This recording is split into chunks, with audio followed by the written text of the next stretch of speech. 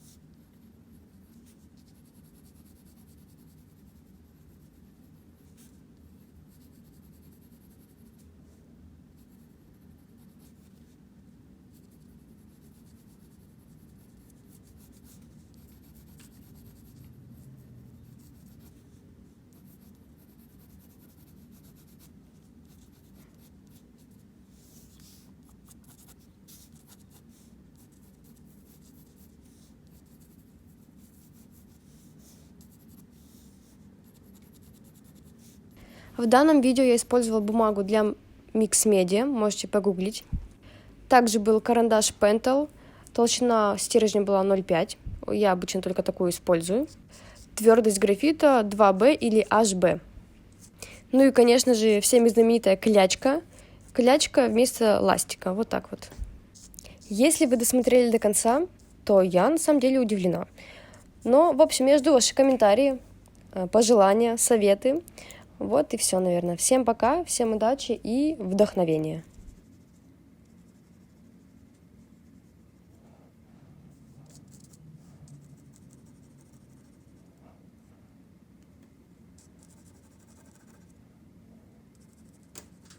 А это, кстати, карандаш Тамбов, тоже толщина 0,5.